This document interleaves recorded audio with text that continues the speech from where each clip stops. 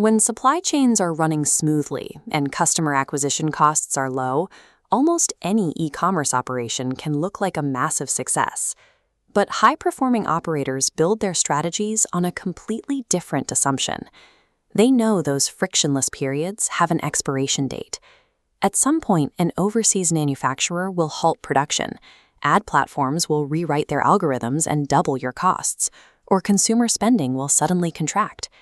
The actual health of a business isn't revealed by how fast it scales on a sunny day. It is measured by how it functions in the exact moment those variables turn against it.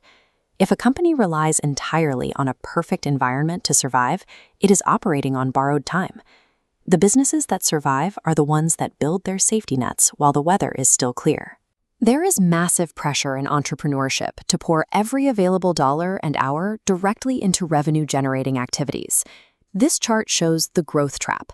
During favorable conditions, two companies grow at the exact same impressive rate. But when a sudden market shock hits, the unprepared business immediately fractures. The prepared business takes a minor hit, stabilizes, and pushes forward, leaving their competitor behind. Pragmatic planning for disaster isn't pessimism. It is a strictly calculated mathematical decision about the return on your investments. You are choosing to trade a fraction of your short-term growth to purchase an asset your competitors cannot replicate overnight: operational stability. To evaluate these investments, we can look at an effort versus impact matrix. The vertical axis tracks business survival protection, the horizontal tracks resources required. First, holding cash in reserve instead of reinvesting into ad spend. We plot this high on impact and moderate on input. This protection is immense. When the economy tightens, idle capital prevents taking on high-interest emergency debt to cover payroll. But there is a real trade-off.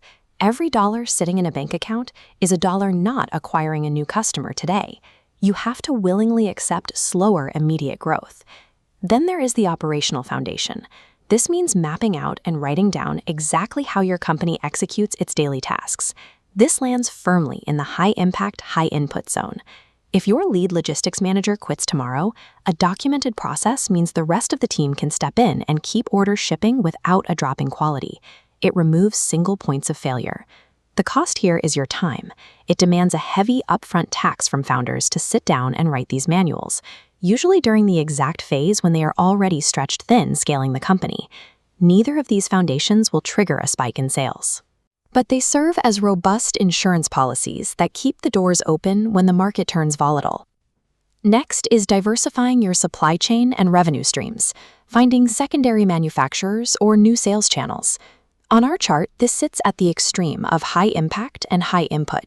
The benefit is operational immunity. If a massive storm takes your primary warehouse offline, or your core demographic stops buying, your business continues to function. The costs are steep. Splitting your manufacturing orders often means you lose out on bulk pricing discounts, shrinking your margins. And managing entirely different revenue streams can easily spread your attention too thin, diluting your core brand message. Beyond spreadsheets and suppliers, there is an invisible, underlying layer of resilience that holds everything together: the operator's mindset. When a crisis hits, the common instinct is to react emotionally or try to frantically hustle out of the problem. Resilient operators pause. They gather the data, evaluate their specific options, and adjust their plans methodically. To do this, leaders have to actively suppress their ego. You have to accept that severe obstacles and setbacks are the standard baseline of running a business, not unfair exceptions to the rule. When a leader refuses to panic, the effect trickles down. A calm, methodical response keeps the internal team confident and ensures that customers continue receiving consistent service, even in the middle of a disaster. This visual maps out how to actually apply these strategies, because your approach has to match the current lifecycle stage and resources of your business. If you are an early-stage bootstrapper, you likely do not have the spare capital to spin up secondary supply chains or let thousands of dollars sit idle in a bank account. Your focus should be a lightweight habit: the quarterly risk audit. Every 90 days, identify one major point of failure, draft a basic contingency plan, and mentally stress test your response. Blocking off a few hours a quarter to establish a backup plan can mean the difference between a minor disruption and a fatal collapse. Now look at the established scaler. For companies with momentum, the biggest risks are hubris and complacency.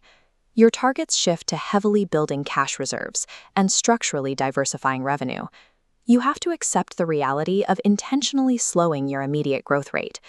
The goal is to build an enterprise that has genuine value, one that will not shatter the moment market conditions change. Because true success in e-commerce isn't determined by how fast you can scale when the wind is at your back. It is measured by your ability to keep moving forward when the entire environment turns against you. Long-term preparation is the ultimate, uncopyable competitive advantage.